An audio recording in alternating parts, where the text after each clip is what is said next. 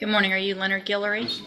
And Mr. Gillery, in cause number 22-40982, on probation for unlawful possession of a firearm by a felon, that probation started last June of 2024. It was a 7-year deferred probation. Motion to revoke that unadjudicated probation has been filed. Looks like the primary two allegations are, one, that you have allegedly committed the offense of aggravated assault with a deadly weapon, June 19th of 2025, and also evading arrest or detention with a vehicle on that same date. The evading, has it not been filed or indicted? Okay. Was it with a vehicle? Yeah, it was with a vehicle. That's what, at least what the administrative hearing says, but I don't know that it was with a vehicle. I haven't seen anything about the evading. I think It was only the. My recollection was that it was evading on foot.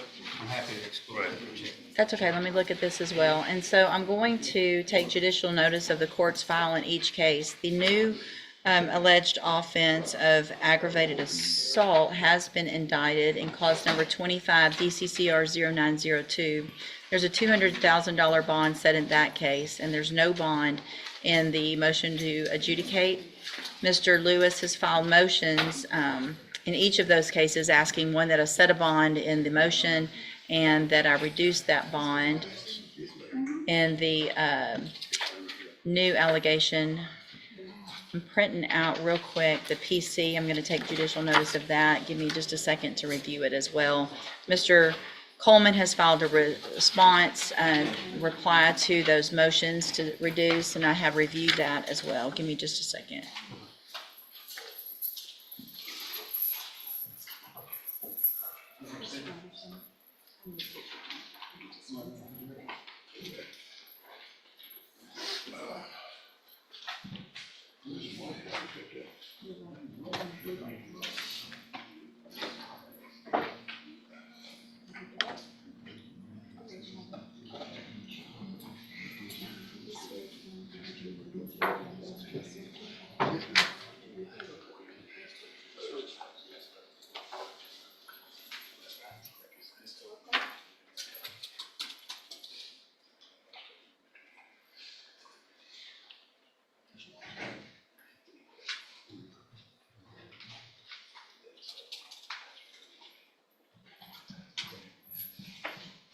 It was on foot, yeah. That's what I thought, Judge. It allegedly was Started on a bicycle.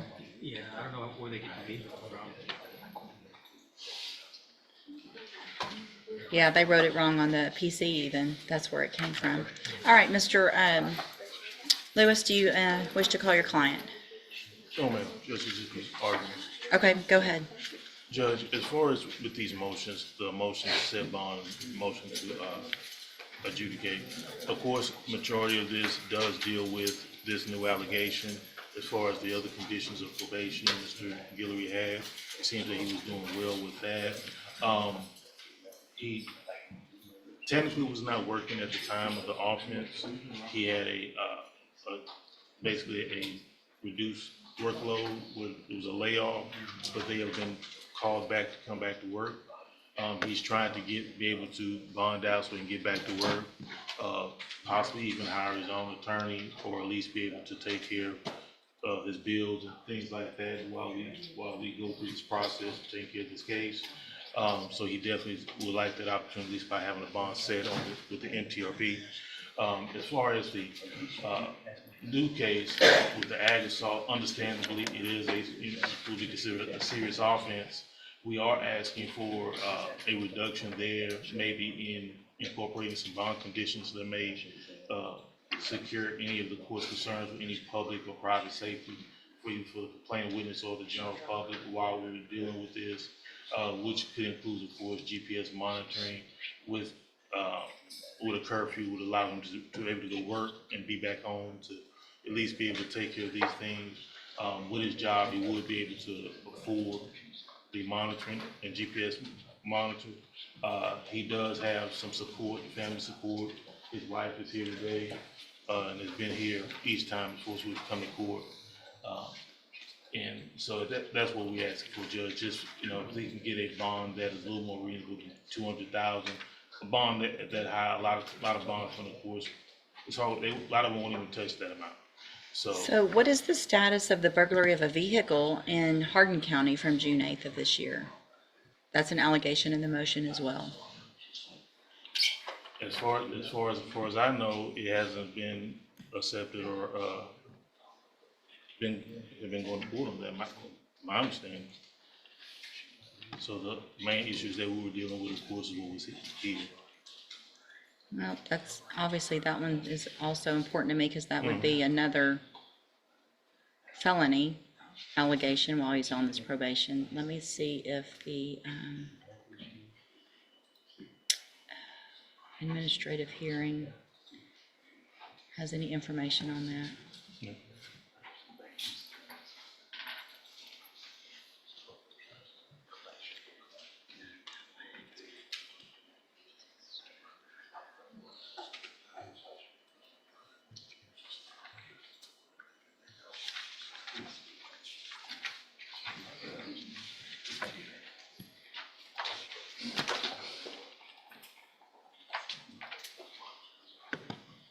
So when the administrative hearings are scanned in, I've noticed that some of them, it'll say see attached narrative or PC or something, and those are not always scanned in. Are you looking at the court copy?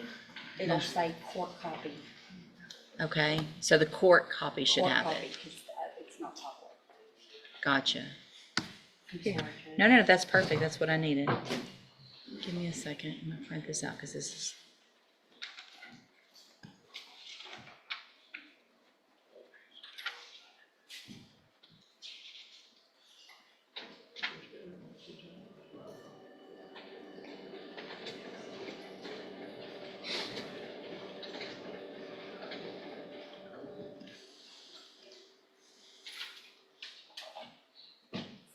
Mine. Oh, I'm sorry.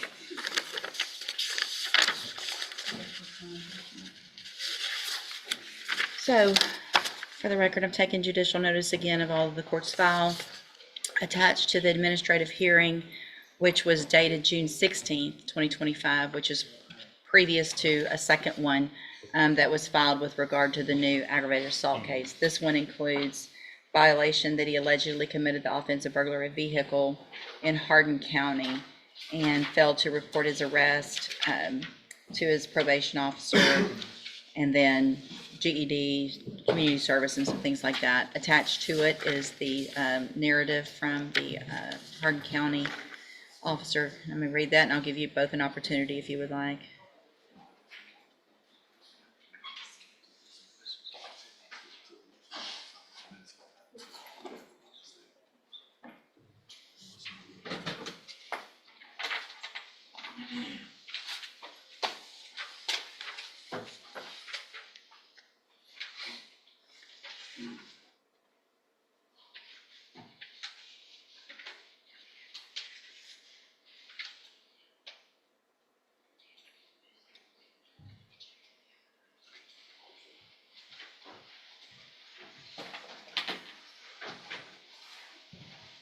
So this is allegedly a neighbor where the allegation is that Mr. Gillery got in their car, tried to start it and leave, that they confronted him, that he got out, walking up and down the driveway between the trailers, quote, freaking out, striking the trailers in his own vehicle. The officer also noticed kind of some erratic behavior, felt like he was under the influence of some type of intoxicant, which he denied, but it sounds like there was something going on. And Judge, if I may, speaking with him, he said this was an episode where he was under some type of psychosis, dealing with mental health, and checked himself in for treatment shortly after. All right, so obviously I need that information because I don't feel like if that's going on, that it would be in the best interest of our community to have a bond at this time. If there's something going on, then potentially we need to have some type of evaluation done ourselves to find out what that is and get that information to me. based on all of the allegations in the motion as alleged, the burglary of a vehicle, the new aggravated assault with a deadly weapon, and the fact that he's already on probation for unlawful possession of a firearm by felon, which means he's already a felon in that burglary of a habitation case, I believe. That was a conviction. I'm going to find, based on all of that information, under 17.15, as well as the Constitution, that I can deny bond in the appropriate circumstances.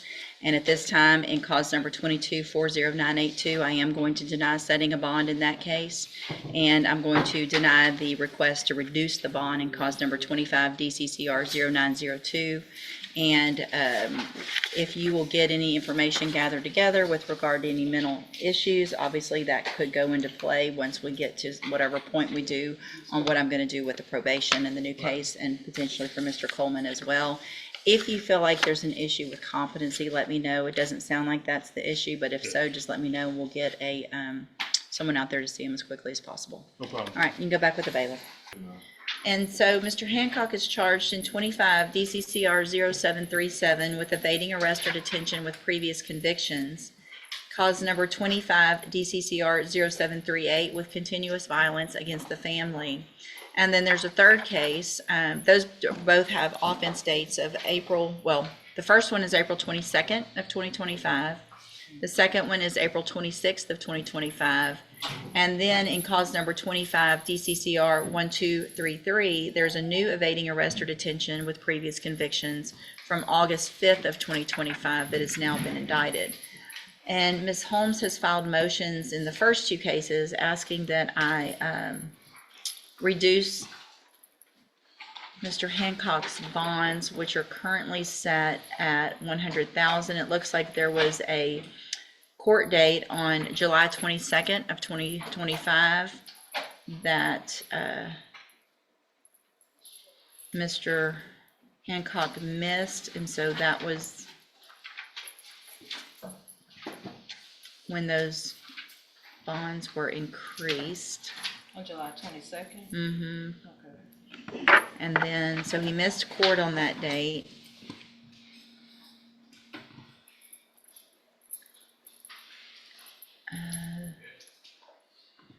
So there it was, before that, there was an AFRS that was filed by the bondsman to get off the bond. But when he didn't show up, the bond forfeiture overrides that. And so that was the bond forfeiture. And then also, since then, there was a request for an emergency protective order. Oh, that was just filed in the case. Okay, it looks like that was from back in the arrest on, where's the date? April 26th. Okay, so I'm also reviewing jail incident reports that I have received. Have you had an opportunity to review those? Yeah. Why don't you take a look at those, and then before you try to make arguments on behalf of your client who's making things very difficult for you, y'all can go review those, and then we'll come back and discuss Judge, the I think if you bond. just let me review his criminal history, the decision will be very easy. I've already know what I'm gonna do, but I'd be glad for you to do that as well. Yeah, Okay. he's habitual on this continuing violence against the family case. He has a total of, I believe, 10 prior felonies. And on these two evadings, the state jail and evadings with prior evading convictions, he has a total of 7 evadings. And the most recent one was picked up when he was arrested in August while he had warrants for these pending cases. His priors that are not evadings include firearms, drugs, and burglary. Okay. Ms. Holmes? He had only been off of parole about 2 months before the new offense date in April. What is that? Let me look at something else that's new.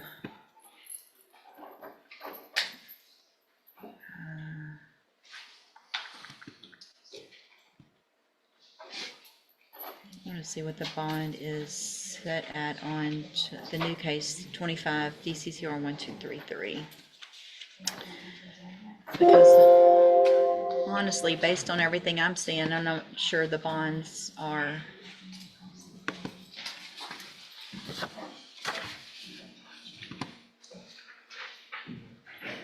satisfactory. We'll see. So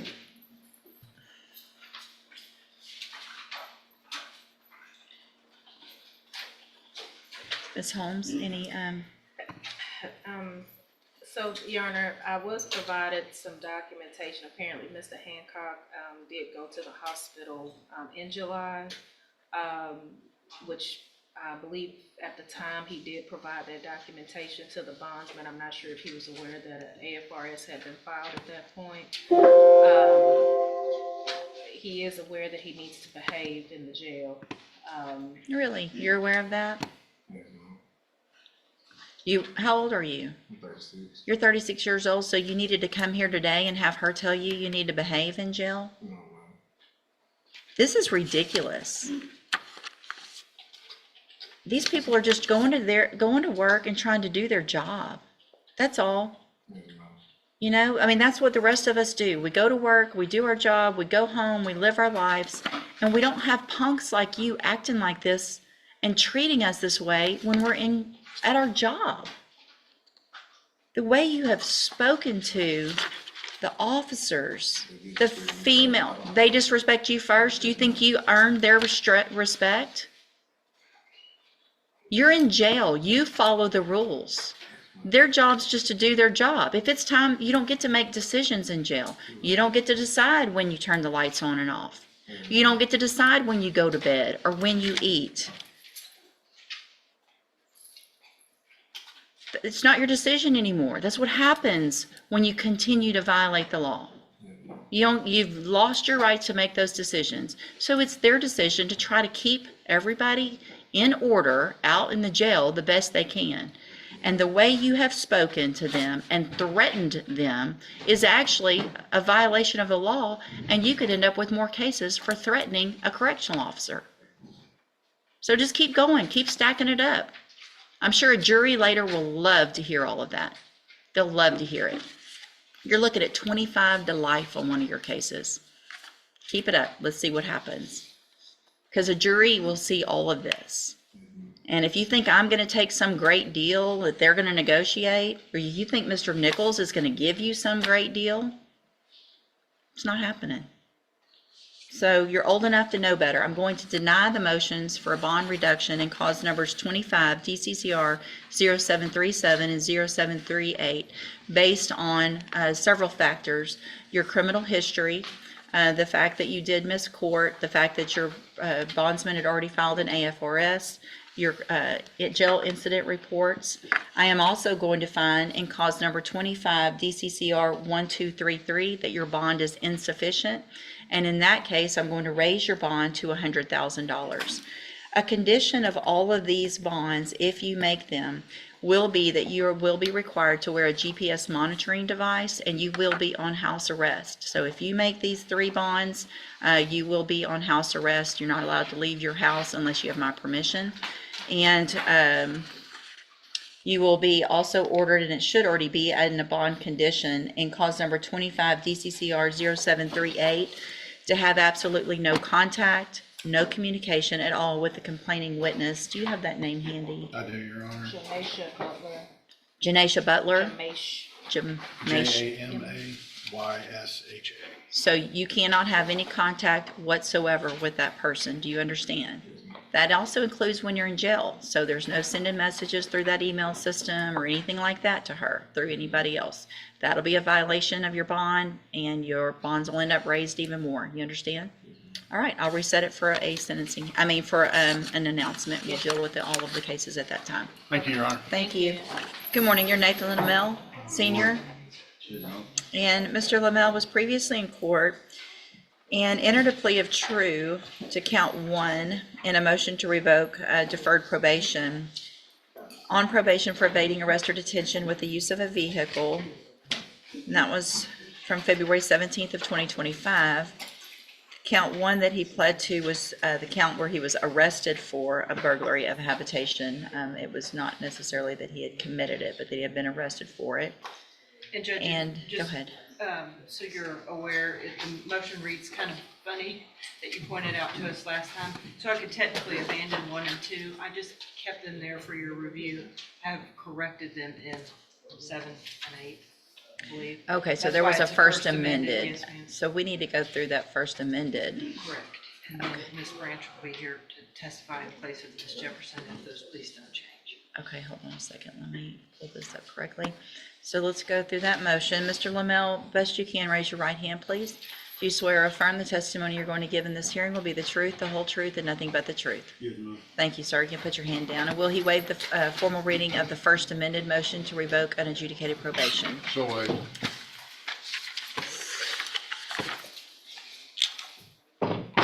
So again, and this is 24 DCCR 0826. You have a first amended motion to revoke your unadjudicated probation. Shows you were placed on probation February 17th of 2025 for evading arrest or detention with the use of a vehicle, and that was a 5-year deferred probation. Is that correct? It alleges you violated your probation, and I'm going to go through the whole thing again, just because I don't have the other one right in front of me. It'll be easier. So count one alleges that you were arrested. Okay, so did you want to, Abandon 1 and 2, Judge, and show that they're correctly reflected in the First Amendment 7 and 8 committed. all right, That's so, what you didn't like the arrested for last time? well, I mean, arrested for is fine, but it's not a violation Correct. of your probation. Correct. Okay, so 1 and 2 will be abandoned. So count 3 alleges that you failed to report as directed to the probation department March 5th and April 9th of 2025. And is that true or not true? True or not true? True or not? Count 4 alleges that you provided a urine sample May 1st of 2025 that tested positive for tetrahydrocannabinol. And is that true or not true? That's marijuana, THC. Count 5 alleges that you were at a location other than your residence at approximately 3:01 a.m. April 26th of 2025 in violation of your probation. Is that true or not true? Count 6 alleges that you failed to abstain from the use of any and all intoxicating substances, including alcohol, and that on May 1st of 2025, you tested positive for alcohol. And is that true or not true? That's true. Count 7 alleges that you committed the offense of burglary of a habitation April 26th of 2025. And is that true or not true? Not true. And count 8 alleges that you failed to avoid injurious or vicious habits and refrain from behavior harmful to others, and that you were aggressive towards both Beaumont police officers and the complainant, Aronia Parkerson, on or about April 26th of 2025. And is that true or not true? Not true. Count 9 alleges that you provided a urine sample May 1st of 2025 that tested positive for ecstasy. And is that true or not true? Your Honor, if I might, I don't think ecstasy is listed in the Controlled Substances Act. It would be MDMA. That's the rich street vernacular for methylene dioxymethamphetamine. Okay, so if it's the same thing and it's just another name for it. But I'm not sure that would be a violation. What would be characterized as ecstasy? If they want to amend to allege MDMA, that would. Ms. Malfino? I'll make that oral amendment, Judge, to change ecstasy to reflect MDMA as worded in the Controlled Substance Act. All right, so any objection to that? No objection. All right, so that count 9 alleges now that you provided a urine sample that tested positive for MDMA, which is also ecstasy. Is that true or not true? Did you enter your pleas of true to counts 3, 4, 5, 6, and 9 freely and voluntarily? Yes, no. And because they're actually true. Yes, no. All right, so with regard to the burglary of a habitation, Ms. Malfino, what is the state's position as far as wanting to, do you want some time to Judge, prove that, I'll- or? I will defer to whatever the court would like me to do. The complainant in that case has filed a non-prosecution affidavit and has also indicated to my office that she does not wish to cooperate in that case. Okay, I do believe Ms. Branch can testify with respect to that injurious or vicious habits in her reflection or read of the police report of Mr. Kimmler wouldn't object. Otherwise, if you would like me to get those officers to detail his behavior on that night, I can do that, but she has not been cooperative with me. Okay. Obviously, Your Honor, I would like the opportunity to cross-examine if the state does attempt to prove that up. I would just observe that whatever conduct Mr. Lamel did engage in didn't result in criminal charges being filed to the level of resisting or harassment or anything of that nature, retaliation. So we already did the updated pre-sentence report, and the recommendation in that report, it was unagreed, and the recommendation at that time was that he would benefit from both tracks of ISF. Can't do both tracks, but so go in and do the substance abuse track, followed by JCDI, anger management. Ms. Malfino, since it can't go if the other case is pending, I guess based on what you're telling me about the complainant in the other case, what is your position on that? To not proceed on that case, Judge. Okay, so there'll be a dismissal. If we order him to ISF, I will file a dismissal today so that doesn't hold him up. If that's also Ms. Branch's. Is that still your position? Yes, ma'am. Cognitive track or substance abuse, Your Honor? Well, substance abuse is clearly an issue. I think I would rather do substance abuse and then JCDI and then whatever other behavioral thinking, You mentioned- moral recognition or something like that once he's out, and so that we get the more intensive substance abuse before he gets out for JCDI would be my thought. What do you, or would you think cognitive track would be better? You do? Okay. So what is the status of the relationship with the complainant? What's her name? Ronia. I'll represent to the court. Aronia Parkerson. I'm asking him. I'm asking I him. understand that she's present outside of the court. Okay. So what is your status of your relationship? Are y'all still together? Do you want to ask her some questions since she's here? Maybe so, Judge, if I may. I didn't realize she was. You want to go visit with her for a minute, or do you She's want to have her outside. brought in? Oh, we can just have her brought in. Would you please call the name Aronia Parkerson?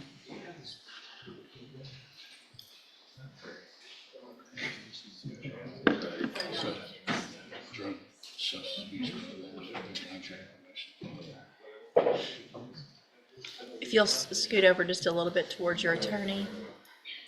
Ma'am, come right over here. You just come on up right here. Would you please state your name, please? Ariana Parkinson. And Ms. Parkerson, would you please raise your right hand? Do you swear or affirm the testimony you're going to give in this hearing will be the truth, the whole truth, and nothing but the truth? Yes, ma'am. Thank you. Ms. Malfino? Thank you. Ms. Parkerson, can you please describe for the court the nature of your relationship with the defendant, Nathan Lamel? He's my boyfriend. And is the gentleman in the orange to your left, is that Nathan Lamel? Yes, ma'am. Your Honor, may the record reflect that the witness has identified the defendant in this hearing? The record will so reflect. Judge, on Saturday, April 26th of this year, at approximately 6:15 in the morning, were officers of Beaumont Police Department dispatched to your home in reference to a burglary call that had been made? Yes, ma'am. Can you tell the court about that? Me and Nathan had got into a disagreement. I really don't recall what the disagreement was about, but, the first time they were called, he was trespassed. And the officers explained to me that if I called them back, that the trespass warrant would be voided. I was okay with that because I knew I was gonna call him back eventually. But he came back a second time, which made me call them again because he wanted to talk about whatever we had a disagreement about, but I didn't want to at that moment. I was going through a lot. I had just had my son a month prior, so I was dealing with postpartum. And at that moment, I just didn't care to hear what he had to say. But he knew I called the police back, but my dad was also at my house, and my dad wanted to talk to us both to see what the problem was between us, which is why he stayed, and he was arrested that night. At approximately 5 a.m. that morning, or thereabouts, 5:20, were you awake and on the sofa in your living room, I'm sure probably with your new baby. Yes, ma'am. And what did you hear going on in your bedroom? Breaking of glass, rustling of things around? Yes, ma'am. And tell the court about that. What is it that you observed? Did you observe the defendant coming forcibly into the window of that residence? I wouldn't say forcibly, Had you given him permission? no, but I heard him, trying to open the window, and at that point, I started recording a video just to get him away once the police was brought back. Did you feel like that entry into your home was with the intent to possibly assault you based on what had been happening previously that evening and with respect to the nature of y'all's ongoing relationship? No, ma'am, I don't feel that I was in any harm. He just wanted to talk. So you don't believe that it was his intention to assault you, or that he could have possibly assaulted you in that scenario there? No, ma'am. But you still felt it necessary to contact the police on multiple occasions that night? I just wanted him to leave. I didn't want to continue to talk about the situation. If he would have left the first time and then came back the next day, we could have revisited our situation. Just like when he was released 3 days afterwards, I think accusation is what it's called. He came back to my home and we talked about the situation, and moving forward, we've been good ever since. Okay. Is that baby his? Yes, ma'am. Okay, and is it true that on May 10th of 2025, on August 7th of 2025, that you came in and gave a non-prosecution affidavit signed with Investigator Troy Robinson of my office, indicating that you did not wish to pursue the burglary charges against Mr. Lamel? Yes, ma'am. And is that what you're telling Judge West here this morning? Yes, ma'am. And has he pressured you or made you any promises or coerced you in any way?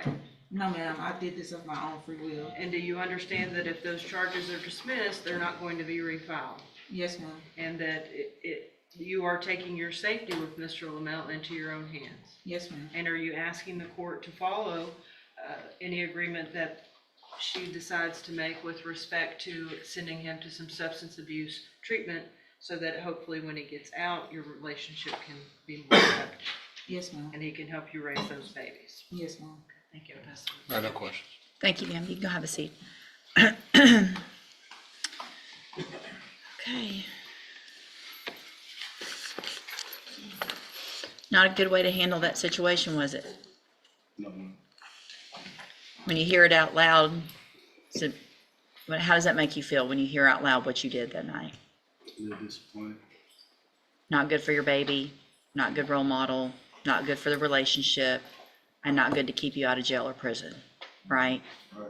So what I'll do then, based on that and based on her representations and probation's willingness to try to help you so that you can be successful, is I'm going to find that you entered your pleas of truth to counts 3, 4, 5, 6, and 9 freely and voluntarily. Find those counts true, find sufficient evidence to find you guilty and revoke your probation, but I'm not going to do that today. I'm going to follow this agreement, or not agreement, I'm going to follow the recommendation, and I'm going to continue you on probation.